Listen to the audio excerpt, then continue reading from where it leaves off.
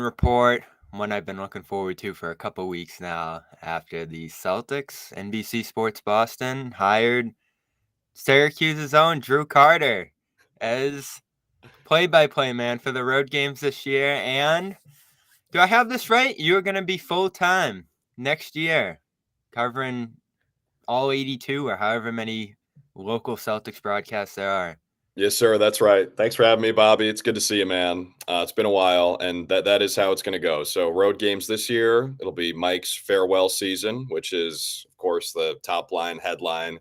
That's the focus this year is Mike signing off after 43 seasons, which is what he'll begin against the Knicks on the 25th, and then after this year, after Mike steps away full time, then I'll be doing the entire slate. Which you're right, it'll be 82 games minus the Nationals, and then a first round series for sure, and then the National takes over to watch the Celtics win the finals. But we'll have the first round series. So let's get into how that came together first, because I'm obviously curious too. Someone actually called me, Drew. I had the scoop. I should have asked you. No way, dude. You Someone scoop called me. this? Someone called me, and they were like, "Don't tell anyone," but they picked someone. It's Drew, and I'm like, Drew Carter? Like, I remember him. Well, the person who called you was probably like, "Who is this? It's Drew Yeah, Carter?" that's what they were wondering. Question mark? Yeah. So yeah, I obviously, we went to Syracuse together, class of 19, in Drew's case, class of 20. But how did this come together? You've been working at ESPN, and a couple other opportunities since graduating, and at 25, right? 26. 26, a year older than me. I want everyone to get that right. And I said this to Forsberg, like, you're gonna come after me for my age. At least get it right. I'm 26. Well, I thought you were my age, but you got a little bit of experience on Old me. man compared to you, Bobby. Old So man. how did it come together, Drew? So when I left in 2019 at Syracuse, I went straight to Birmingham, Alabama. I did local news for 2 years down there, covering mostly Bama and Auburn football. And you know how it is at Syracuse, Bobby. I mean, I think people who want to be on the air tend to think they should do either local news or minor league baseball. Like if you want to call games, you go over here and you go to like middle of nowhere and do short season single A baseball, which I did do, but when I was a student. Or you go to local news and move to like Twin Falls, Montana and cover, mostly high school sports. So I didn't really want to do either of those things. Of course, I tried to, I wanted to break the mold a little bit, I guess. And I also think that with the way modern media works now, you don't really have to do either. I think, you're a great example, Bobby, like what you do now and you grind on the digital channels, that wouldn't have been a possibility 20 years ago. Right. So I think that's kind of why that, exists, that idea that you got to do one or the other. That's a long way to say I didn't really want to do local news necessarily because calling games is my favorite thing to do. Yeah. But with the way that the schedule works for minor league baseball, when you graduate, a lot of the seasons have started. So I was kind of like, what I've done baseball all 3 summers in college, haven't really had a summer off at home since I was in high school. So I'm just going to chill for a little bit. And then in that summer in July, I got an email from a news director in Birmingham, Alabama. And I was, to be honest, I was thinking probably not. Like I was ready to read it, say thanks, and move on. But then I did read it, and he said, we're a top 50 market. We cover big time college football. We're an aggressive sports team. Like we're growing at a time when other sports departments are shrinking. So I gave it a shot, and I talked to some people who I really respect. I said, "Do you think I should do this?" Even though I want to do play-by-play full time, and they said, "Yeah, it sounds like a good opportunity." So I did that for 2 years. Got a chance to do some freelance play-by-play to like keep that tool fresh or whatever. I actually did some UAB women's basketball on conferenceusa.tv, which actually charges a subscription fee, $7.99 a month, which to me is, no offense to conferenceusa.tv, but it's more insane than them charging me for this coffee at this hotel. Like hotels should have free coffee. Yeah, if I'm ever president of the United States, that's a rule. Everyone has free coffee. There you go. And so, free Conference USA. Free Conference USA. So anyway, I did that, and I only bring that up to say, like, after the pandemic hit, there were some freelance opportunities that kind of dried up, I think, for a lot of people in a lot of industries. Right. So I was just looking for any way to stay fresh with play-by-play. Fast forward to 2021 summer, I had recently done an audition at ESPN in studio because I had done the local news thing. I'd done a lot of studio in college. So I wanted to, keep doing that as well. So I did the studio audition for ESPN, went well. They hired me full time to do play-by-play in studio. 2 years at ESPN. I mean, we're going to talk about how the Celtics are a dream. ESPN is a dream as well. I was a kid who would watch SportsCenter falling asleep and then wake up and watch the same reruns again. Like ESPN was burned into my dad's TV in the living room. So working at ESPN is awesome. I'm grateful I can continue to do that with the Celtics, but the Celtics have a priority, as it's called. So they're the top thing. And then ESPN will kind of fill in the schedule with some other games. So I'm actually in Ohio right now. Sounds like they're tailgating this Miami, Ohio homecoming game 25 minutes away here in Hamilton, Ohio.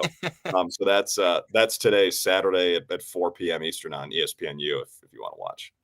Yeah, tune in. So the NBC, when do they come into play? You're doing ESPN for a couple of years. Yeah. College mostly there.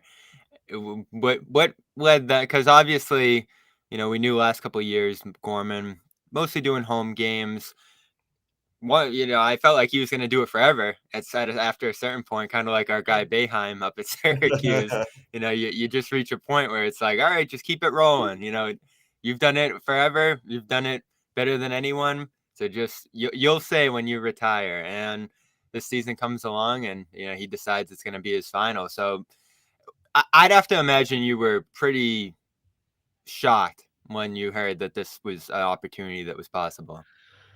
Bobby, it's the same feeling as when I realized that, sports broadcasting can be a job. It's like it's a total shock. And then you still don't even think it's possible for a long time until it is, basically. And for this, I didn't think it was real until I was sitting next to Scal on a stool on the floor at Madison Square Garden. And they're like, all right, here we go, 5, 4, 3, 2, 1. And even then it feels pretty surreal. But the way that this came about is, in the spring, I heard that, Mike was going to step away after this season, and they were looking to bring somebody in to do the road games and then eventually take over the full slate. But, at that point, I don't think it was that specific. I think we just thought, and when I say we, I mean my agent, Kevin, and me, we kind of thought they were bringing someone in. We didn't know exactly what the role would look like.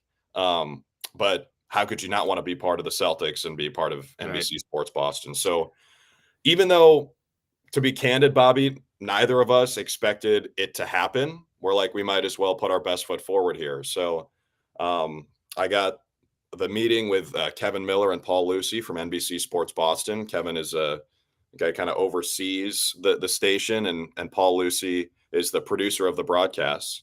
And so I work with him on basically a nightly basis now. So I interviewed with them, really liked them, hit it off, thought it went well, stayed in touch with those guys. And then about a month later, they hit me up and said, do you want to come in for an audition? Or I think it was probably, can you come in for an audition? Because obviously you'd want to. Yeah. It was funny. I responded and I was like, all caps, like, yes, thank you. Like, I'm so excited. And my agent hit me and he's like, hey, it's really good that you're excited, but like, don't put 50 exclamation. Yeah, maybe act like you've been here before, pal, But it's funny, though. I think that it kind of illuminates just how excited I am about this, and frankly, how much gratitude I have and how much surprise I have, to be honest, that I did end up getting offered the job. So anyway, I went in for the audition. They didn't pull it after my ridiculous email. Went great. Scal and I had an awesome time. Scal was great, man. He's like super supportive, and he has been from the jump. And I think it would have been easier for him to think, hey, look, I've worked with a legend ever since I started doing this for the Celtics, and I want to bring in this kid. Like, F this. Yeah. Bring me somebody else. But he didn't do that at all. He was amazing. So audition went really well. It was great. We got to, do it live in the NBC Sports Boston studio in a podcast room for Game 6 of the second round series against the Sixers. Okay. That's a good one. I don't even have to specify second round because everyone knows if it's the Sixers, it's the second round because they're not making it past there. So did the audition and it went awesome. Stayed in touch with everybody throughout the summer. Had a meeting with Rich Gotham, the president of the team. And at that point I was thinking, hey, look, this is maybe going to happen because figured there can't be that many people meeting with that guy. He's a busy dude, and he was great as well, very down to earth, and we hit it off. And then a couple weeks after that, they offered the job. But to be honest, Bobby, like I had just re-signed at ESPN, and I'm full time there. Yeah. So I didn't know if it would work out, and ESPN thankfully gave the green light, and they were awesome throughout the entire process. And it went basically right up to the buzzer, man. We're talking like it was a D White Eastern Conference Finals-esque buzzer beater, like because the season was about to start and we wanted to figure it out, and thankfully all the pieces fell into place in time. Yeah, and you didn't expect to get it going in. You just wanted to try out and see how it went. I mean, are you kidding me? Like it's the Celtics. Like how Yeah. many people have done play-by-play for this team? It's nuts. And I don't know, man. That's why, I've talked about this before, but I do feel like some nerves and a little bit of pressure. I mean, think about it. Imagine how Mac Jones felt the first time he started Right. after Tom Brady was here. I guess Cam Newton, but then Mac Jones. Like both those guys had to replace a legend. And that's kind of what I feel like I'm doing. And I think the key is not trying to be Mike because there's only one Mike, and I understand that. So, but it is crazy to think, because who wouldn't want this job? So I feel really lucky, honestly. Well, don't in your third season, don't pull a Mac Jones. Whatever you do. Yeah, you think they're gonna get rid of the producer? Sorry, Paul. Paul is gonna like retire or get fired or something, and then they're gonna have like I don't know. There's no comparison. Yeah, somebody who's never seen a TV game ever before, they're gonna produce. Yep. And then I'm gonna be ruined. They're gonna bring in the equivalent of Bailey Zappi. You guys are gonna step in and do one half each. Zappy hour, baby.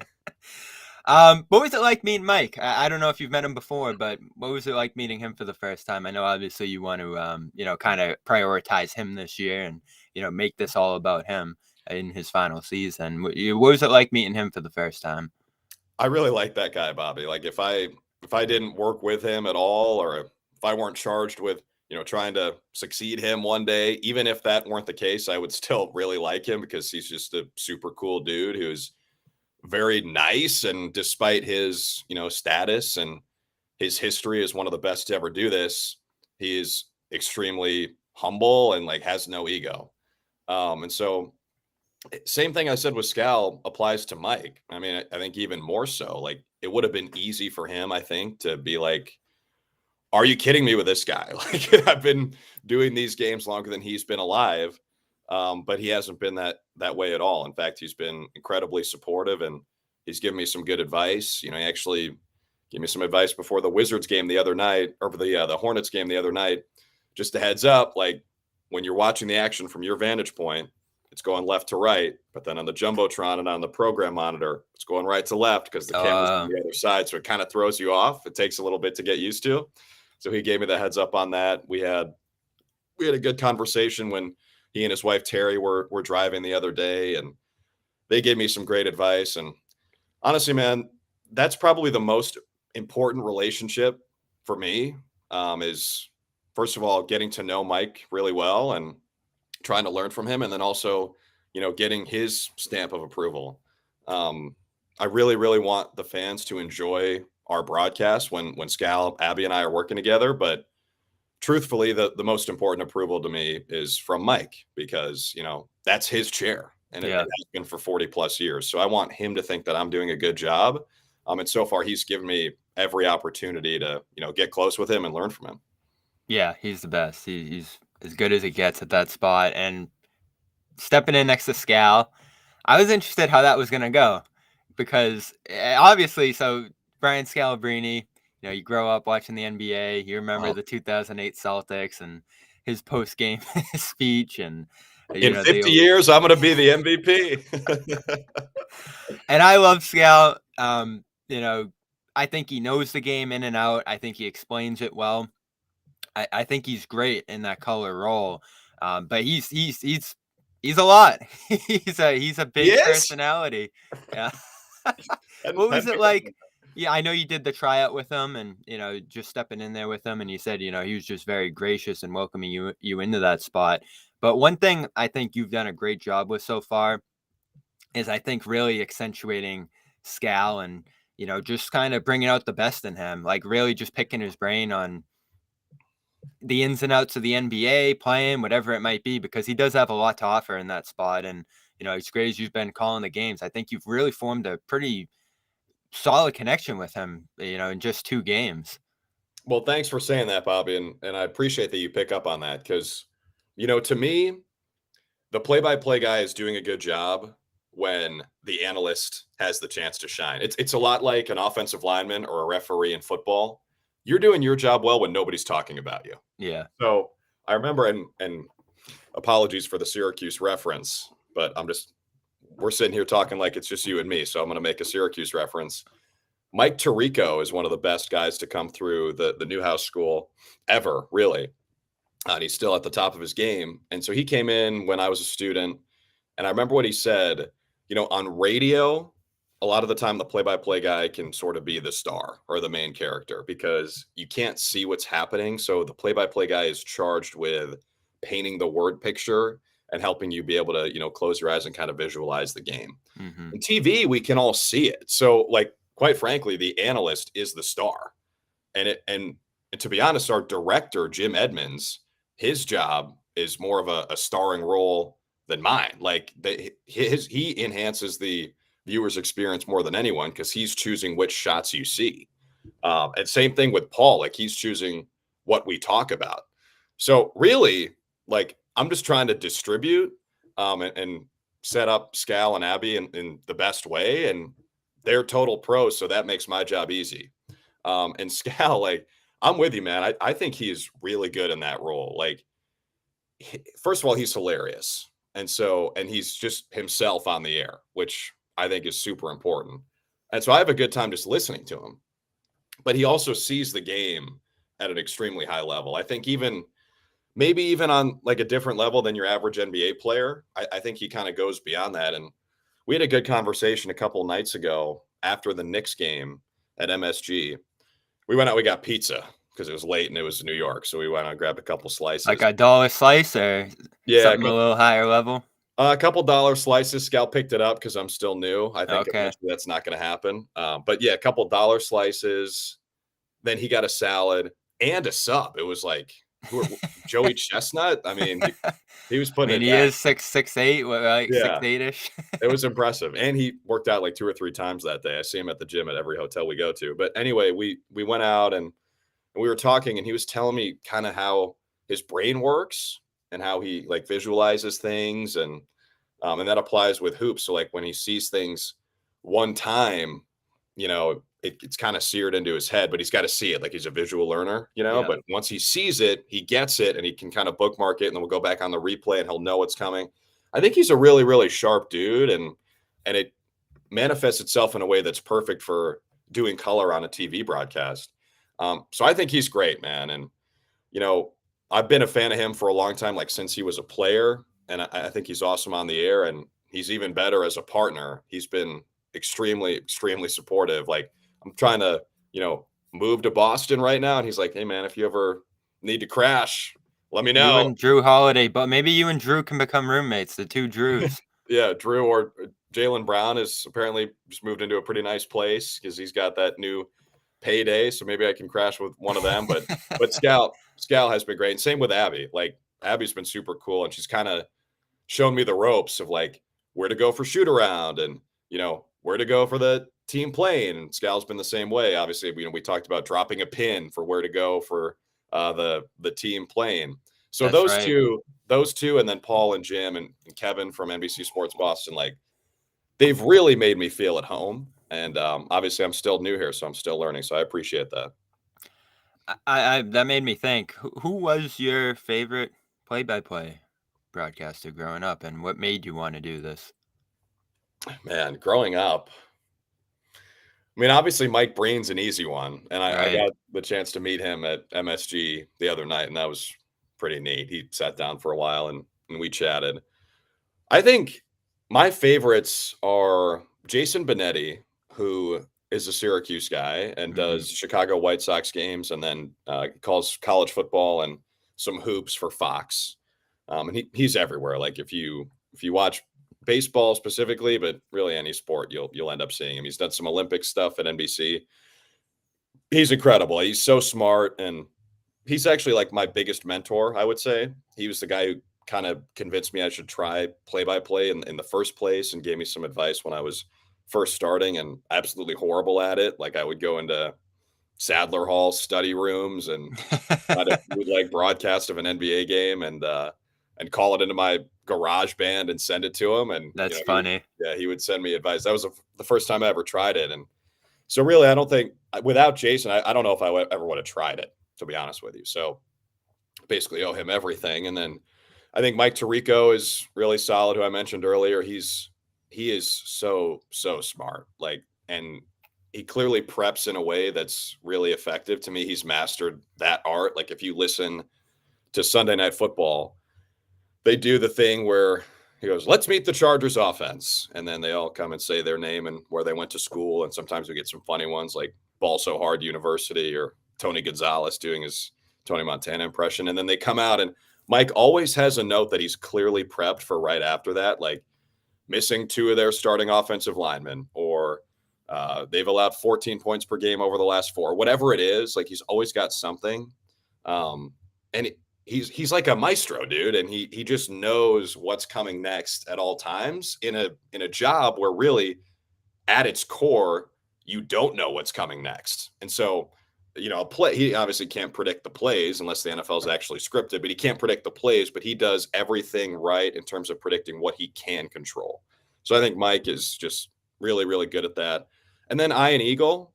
So 3 for That's a 3 good on one. naming Syracuse guys, but Ian to me is so clever. Like he makes really subtle references that he must work on beforehand. I've actually never asked him this. He's been a big mentor of mine, but I've never asked him this. But he has lines that like he must have written down on his board that are just so good. So like Nathan Mensah, I'm just thinking of San Diego State. Nathan Mensah, who actually played against the Celtics for the Hornets for like 2 minutes at the end of that game. He was on that San Diego State team that went to the championship. And he said, "A smart play from Mensah." And I'm sure like 90% of the audience didn't even pick up on it, but Mensa is like the society for people with IQ of above 140 or whatever. So, when he saw Mensa, he's like, "Oh, baby, here we go." Like we get to drop something in like that. There's another player on San Diego State named Seiko, and Seiko is a watch brand. And so, and it was spelled the same way. And so he goes, "Seiko on time." And like a bunch of people probably didn't even catch it. And then Sule Boom, a lot of people saw this. Sule Boom from Xavier, he makes a big play and Ian goes, "Boom goes the dynamite." And so stuff like that, like the Pritching Hour, I think like a lot of that stuff, like preseason P, that kind of comes from watching and listening to Ian. Because I think that really enhances the experience for a viewer when they hear something that makes them laugh, or if they're like, "I got that reference." It's like in the Avengers when they're like, "I understood that reference." If someone can do that, I think it makes them feel like they're kind of part of the show, like they're in the mix, which So, they are. so that's part of like your preparation process is you'll kind of come Sometimes, up with things like that. but you can't force it, and I think that's Yeah. what makes Ian so good is he never does. And he has his own catchphrases like "Man's Jam" and "Rack Attack," and I hope one day I'll have general catchphrases like that. But he'll tell you that they kind of just happen organically. Well, So it worked out well because I remember you were talking about like some Pritchard nickname stuff before the game, and then he yeah, comes you were out and there. has I told you. and he comes out and has the game he did. So that's where it does happen naturally. I mean, if he was 1 of 5, you weren't going to be able to use it. Right. I know. Like, so a great example of that is in the Toy Story game I called. To infinity and Bijan would have been the best touchdown call I could have possibly asked for. And like 5 different people told me to say that. Like the guy working on the broadcast, I got a couple of texts like, "Hey, dude, I got this great line for you, to infinity and Bijan." Like, "Thanks, pal. I've heard that. Got it written down already, but thank you." And if he had scored, it would have been the best. And unfortunately, he didn't. So couldn't use it, but I did manage to squeeze it in later on in the show when we showed a graphic with his stats. But yeah, it's got to happen naturally. Well, that's what I love, for you coming up, and our guy Noah Eagle who did the Nickelodeon broadcast for the NFL games. It's more fun now. I feel like you can have fun with it. You can kind of make it your own. I think people are looking for different things out of play-by-play guys now. Like, there's still kind of the fundamentals of it, but Yeah.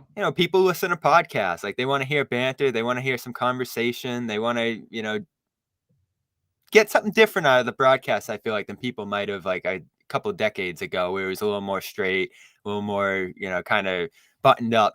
And now, like, I feel like the new class of play-by-play guys like you and Noah and some of these other guys coming out of Syracuse, of course, Mhm.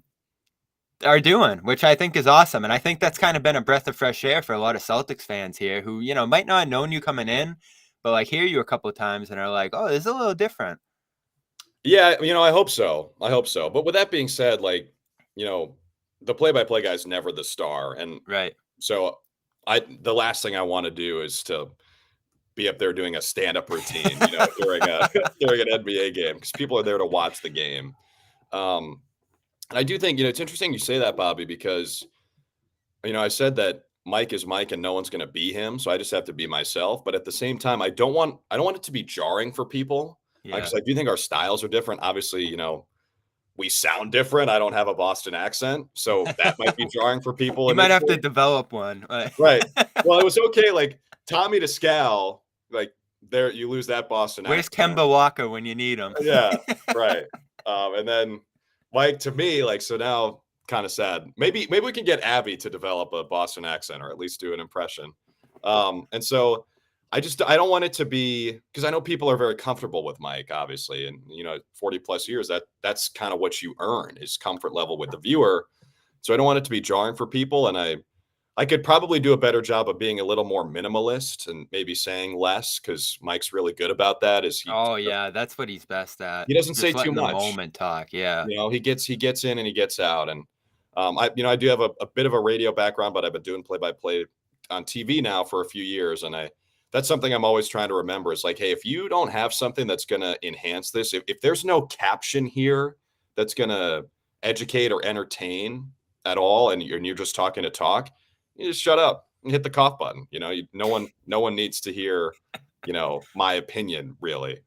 So that's one thing I'm trying to work on, and of course Mike is the best guy to learn how to do that from him.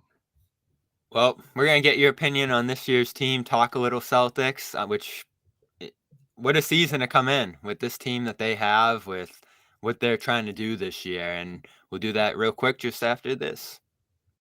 Into action this NFL season with FanDuel, America's #1 sports book.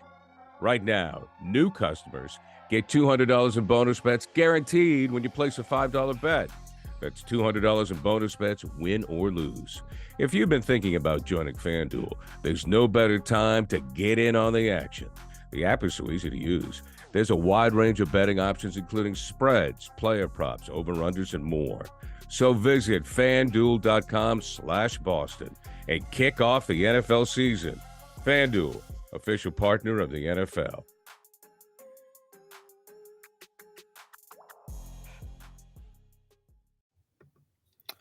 All right, opening night is Wednesday. We'll be down there. Drew, you're heading down as well too to take it in. Porzingis, Holiday, all of these new bench guys in here, new coaches. Just a massive transformative offseason. I don't think anyone could have imagined. I mean, the way last year ended for this team, coming off East Finals where they go down 3-0, a lot of turmoil going in the last year. I mean, Drew, it's been the complete opposite. Just the mood around this team last year, of course, given how that year started, versus this year where you have ownership, Paul Pierce, Rondo's at the facility yesterday. Everyone's saying how much this reminds them of 2008 going into that year. Even, some of my co-hosts here, like they've talked about how this Porzingis preseason just reminds them of that little New England tour Kevin Garnett went on when he arrived here. And I don't want to overdo that. And I feel like we're getting to a place where that's becoming a little bit of kind of a cliche storyline going into this year. Oh, this is 08 all over again. Yeah. And of course, that's just kind of building things up in a way that's going to be hard to meet. But when you look at the talent on this team, you're talking about that kind of special thing being possible here, and you've been pretty adamant. You said even before you got hired to this position, you really like this team's chances, and this is probably the team to beat in the NBA. Yeah, it's a really good time to be jumping on board, and I hope there's still a seat on the bandwagon for me. Like I'll sit in the back, and I was kind of late to arrive here, but look, man, it's a heck of a glow up from last year. Of course, the depth is not what it was last season, or so we think. I mean, last year the team had more established depth, but this year I think we've already seen in the preseason some guys who maybe we didn't expect to play a whole lot or who didn't get chances last year will this year and probably make the most of them. Like Peyton Pritchard's a great example. Lemias Queta, I think, who's a two-way guy. Hopefully at some point maybe he'll get elevated because I think that guy should play every game, not just 50. But even if the depth has taken a hit in the offseason, losing Brogdon and Williams and Smart and excuse me, Time Lord, like even if the depth has taken a hit, like the top six are good enough that I think it doesn't really matter. You know what I mean? Like the roster is constructed so well and it makes so much sense. It's not like Brad Stevens and the front office put together a fantasy team where you have a bunch of guys who are good on their own, but maybe not work together. Like this is a team that makes a ton of sense together. You think about the two big names they brought in, Holiday and Porzingis could fit in on any team because they're good shooters. Holiday, even though he's a point guard, doesn't have to dominate the ball. Porzingis is going to help you on both sides of the floor, even if his usage rate is like 15 or 20. But the thing is, he can do a lot more than that. So if you want to play him with the bench unit, I mean, he averaged 24 points per game last year. It was his best season in the NBA. I think the pieces just fit together really, really well. I think the vibe is awesome. It's funny you say that about, maybe it could be overblown. It feels like, oh, wait, I got a text from a friend yesterday who's from Boston. He said, I think a really underrated aspect of this season is how cool it is that Missoula's bringing back the former players. I'm like, dude, that's cool, but it's not underrated. Everybody's talking about that. Maybe I'm on Twitter too often. Did you see Pierce is at the facility? Yeah. Oh my God, Rondo's here. Like everyone's talking about it, but I think it's warranted. I think for a guy like Missoula, who's young and obviously got to the organization more than a decade after that 2008 team, I think it's cool for him to do that. And I think Joe is also a humble enough of a guy to know, like, maybe, we should bring in a Sam Cassell and a Charles Lee. And, I'm sure that's not his decision necessarily, but he's obviously on board, and there's no illusions about who the head man is, but, maybe he has a chance to, pick up some stuff from Cassell and Lee and the other guys on the staff and from former Celtics, like Paul Pierce and Leon Poe, and like Satch Sanders was here too. So there are a lot of guys that are coming in with a chance to maybe explain why 08 was so special. And I think the team is dialed in and really freaking good. And I can just tell you that the vibes, like traveling with the team a couple times here, the vibes have been off the charts.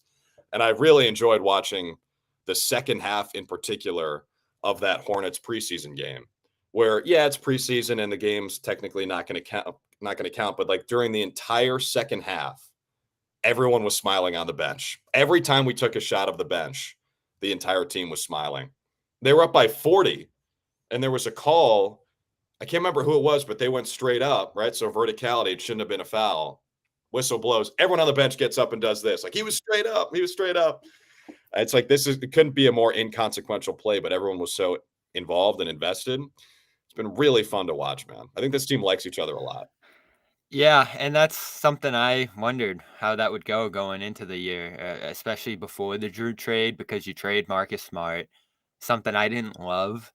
But seeing Porzingis and what he's shown fresh and healthy to start this year, you're seeing him carry forward what he did a year ago, which I think many people wondered, is that just because he was on the Wizards? And I don't think many people saw him play last year, so you're more stuck with that impression of who he was in Dallas and how New York ended. And he's a whole new guy. Like I think one of the most interesting things I've heard this training camp, this preseason, has been him just talk about how like I was ignorant. I didn't care about anything when I got to New York, and that was a Yeah. long time ago now. Him coming into the league and taking the world by storm, but now getting to see him fulfill that potential in a different way here after injuries, after having to transform his game a little bit, look in the mirrors. He said, he's so bad at posting up years ago and comes off this great season he had.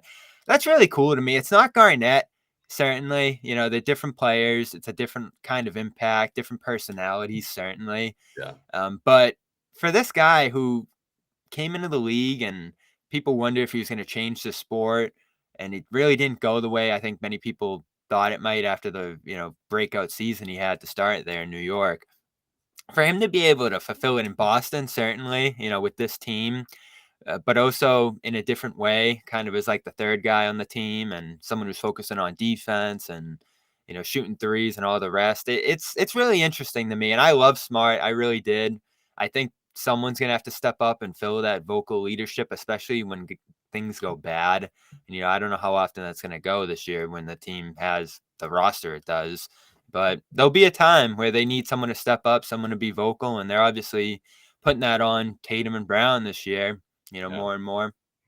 But you just have all these new guys, and it does feel like a very like focused business like atmosphere. Whereas, the team last year, I thought those guys just had been together for so long. Yeah. It almost just got a little comfortable.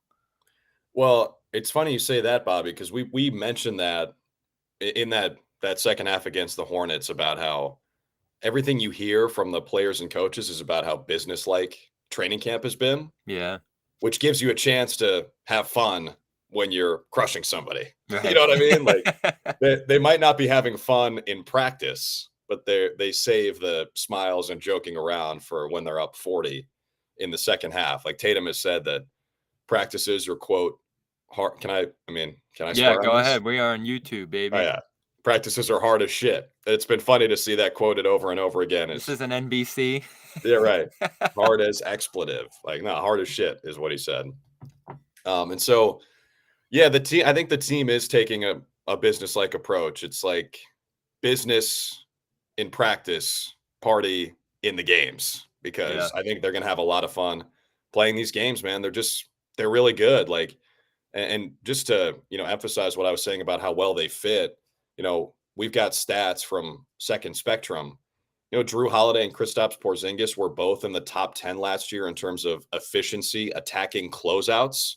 Drew was 7th, Porzingis was 8th, and that's points per possession on a play where they initiate against a closeout. So it's essentially like as a secondary ball handler, right? Like Tatum or Brown will drive and create, kick it. Porzingis will catch it. Holiday will catch it, either shoot against the close or drive against it.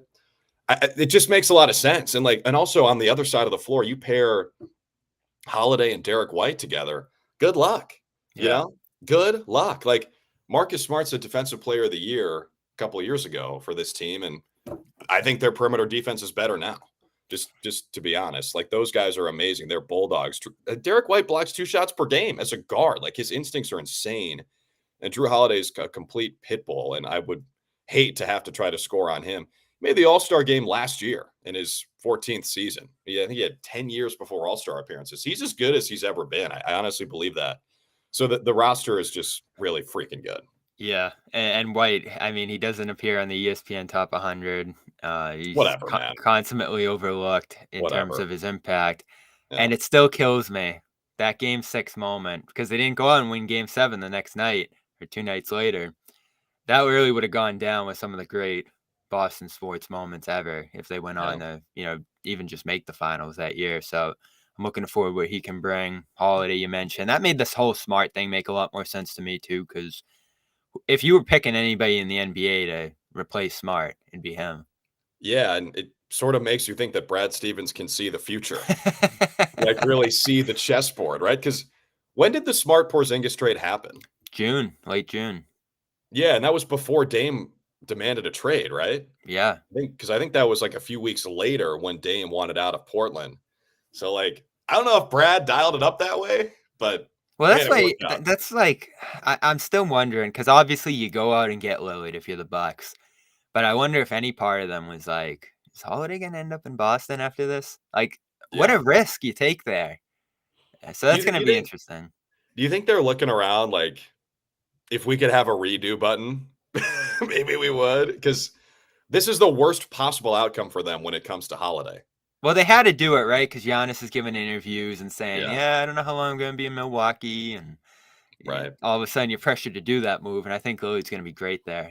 That's going to be a big question for Boston is how they guard that combination. But yeah. But Bobby, yeah. they're the best equipped team in the NBA to do it, I know. with White, Holiday, and then Porzingis. And Holiday knows them, right? Going against Giannis in practice every day. They just traded him, and obviously he didn't love that. So there's a little extra motivation there. I mean, that's like the thing you really love about this. But if you're looking at this team this year, obviously there's a lot of answers.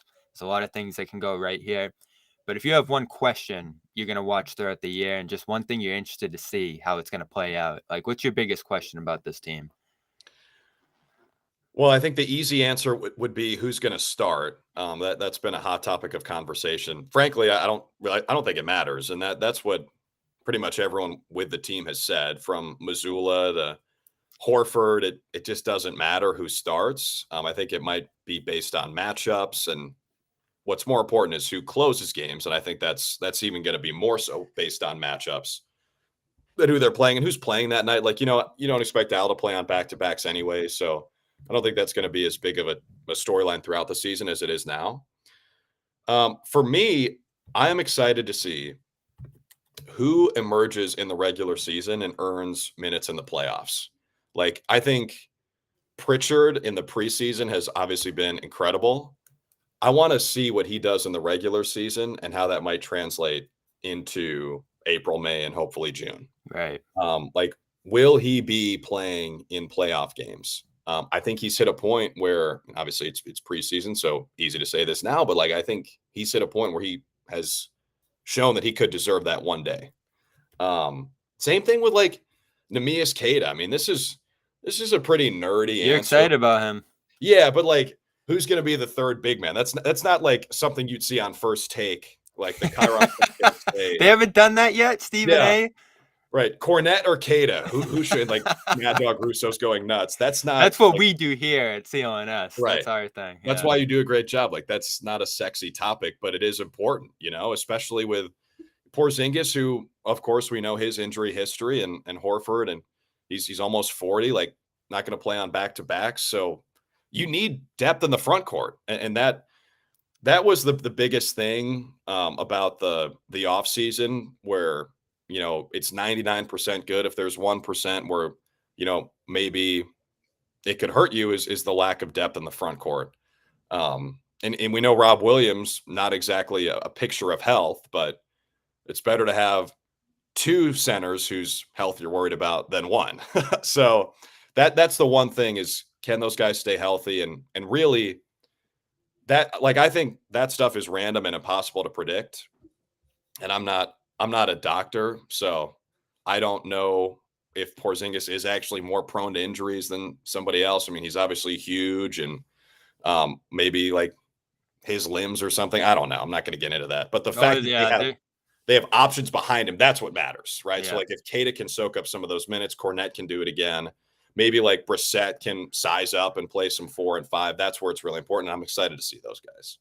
Yeah, that's definitely one of the biggest questions going into the year, and you did nail the Cornette contest. You got to see it. I was so ready for that. You called it right out.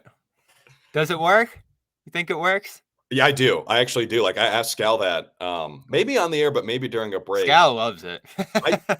It's genius, Bobby. And like, Luke Cornette is a really smart dude, so maybe it's not surprising that he's the one who came up with it. But if you're a shooter and all of a sudden you can't see the rim, that's got to affect you. Like, imagine trying to shoot with your eyes closed. Unless you're MJ at the free throw line, you're not going to be able to do that. And the one thing I do regret is I kind of wish I had called it the Eclipse, because I know that was like, so the Cornette contest is like the mainstream name. The Eclipse is like, that's his name, right? That's what he called it. I think so. And if you think about it, it actually makes a lot of sense because of what we were just talking about. If it prevents you from seeing the rim, it blocks the rim like it blocks the sun. There's that great picture of Patrick Williams trying to shoot over it, and it really does show, like, from a good vantage point, what it looks like. And we'll be tracking the numbers again, I'm sure, this year on because it went pretty well to start last year. I love Luke. My favorite story last year, and I told it on here, they had just lost up 28 against the Nets, and it was probably their worst loss of the regular season last year. And we're in the locker room. Obviously, everyone's pissed. They're just kind of going their separate ways, and there's a big tray of like lemon desserts in the locker room, and everyone's pissed. No one's really going to grab them. And Mike Muscala goes up to them and tries one, and he's like, "Oh, this is pretty good." And I'm like, "Who made these?" He's like, "Luke." So Luke made this tray of, I think they were like lemon squares, or that's what we called them. I don't know what they were, but this Lemon whole bars? tray, whole tray of desserts. And he did it again later in the season. He made like some sort of chocolate dish later in the year. So Luke Cornett, he invents. I just got this from the cafe when I had to pay for my coffee. It's no Luke dessert, but I know I'll have to compare it. It's funny, Bobby. Cornett was not very good in the preseason. I think he would admit that. He didn't get a chance to play a ton. But I do think it's been interesting to be like on social media and stuff and see everyone like crown Keita as like the best backup center. Yeah. I mean, Cornett was a pretty significant contributor during the regular season last year. So I'm interested to see how Missoula handles that. Yeah, and they like him. They've developed him for years, and you just see how he's kind of acclimated to the system and the guys who play around him. He's got a different game, though. Like Cornett can test, obviously, but just sort of the way he plays offense. He's got a super interesting story. He's really, one of my favorite players I've gotten to cover here. Just like the way he came up and changed his game. He was obviously a shooter with the Knicks, and now he's kind of just like this handoff passing guy. I love his game. It's different. It's unique. It's a big personality. Were you at the gala when he hosted the game show? I did not see that. He did like, I don't think it was Price is Right. I forget what he was trying to imitate, but did a game show with O'Shea, Tatum, and I forget who else was up there. Maybe Peyton, but that's Luke. He's different. We're going to talk a little Syracuse before we get out of here because we have to. But real quick, want to shout out HelloFresh. It's a great season to try HelloFresh.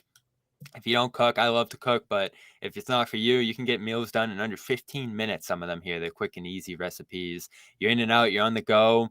You might be tempted to go out to eat. You might be trying to figure out when to hit the grocery store and it catches up on you. Well, HelloFresh is going to bring meals right to your door.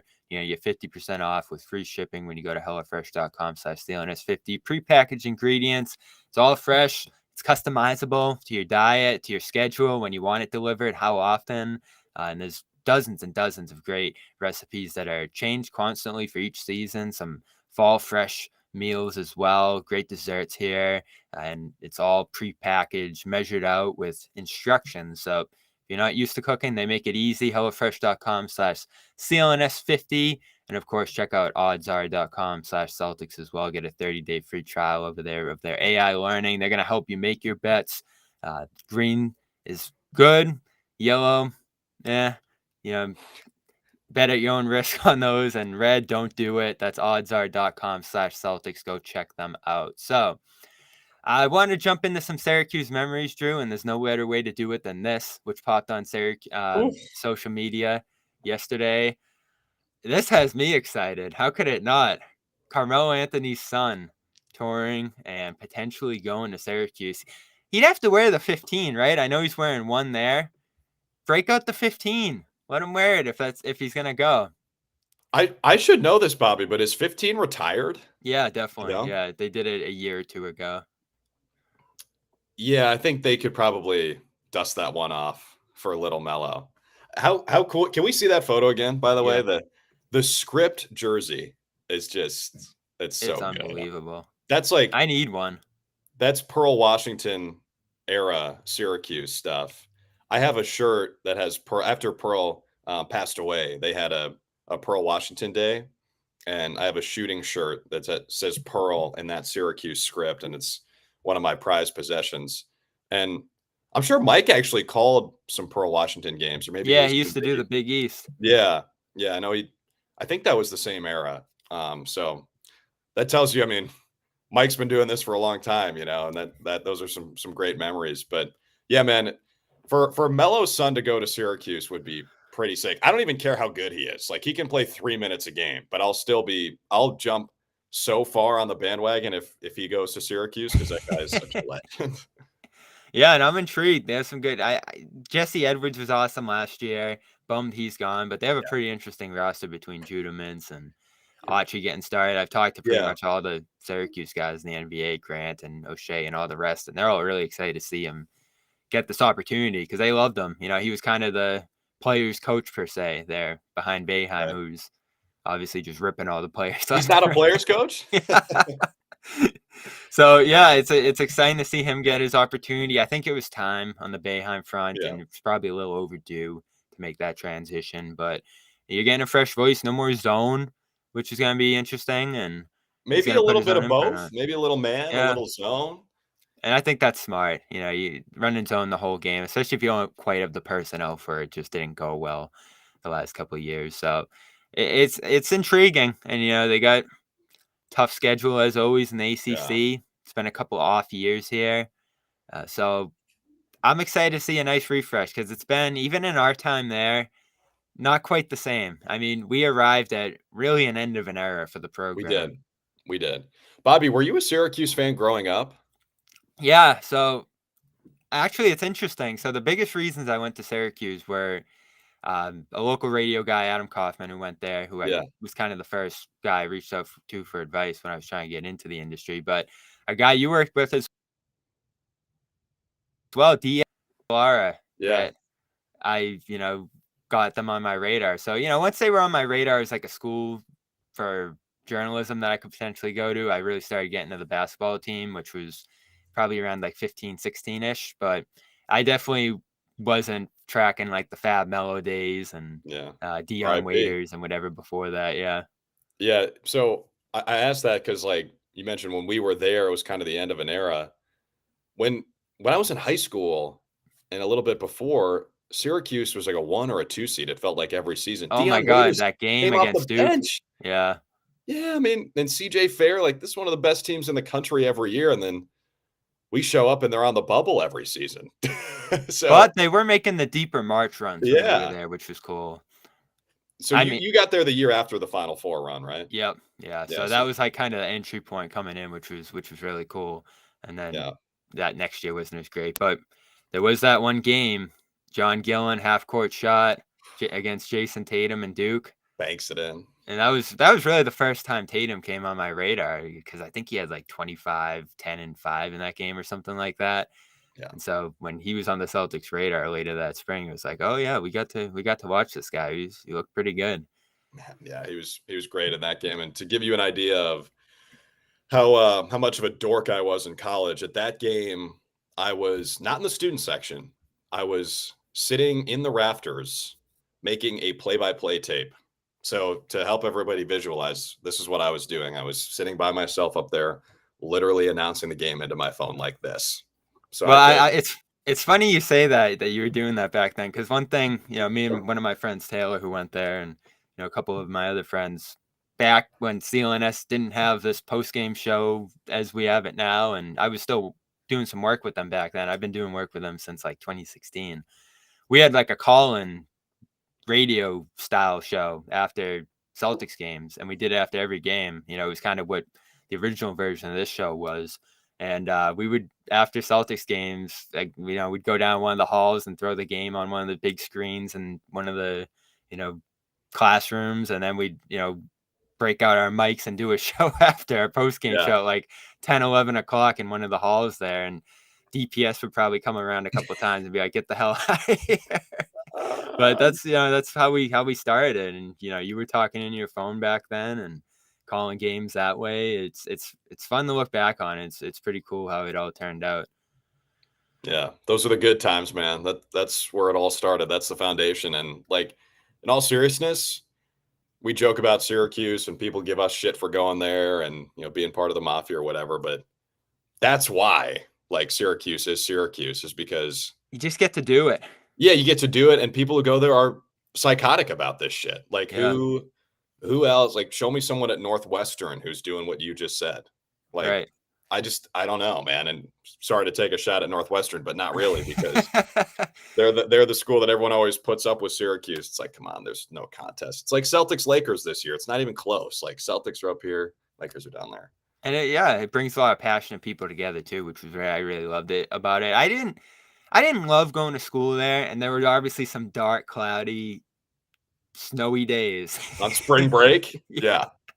But the people there really, like, there was just great people, and a lot from Boston, a lot from New York, a lot from all over the world.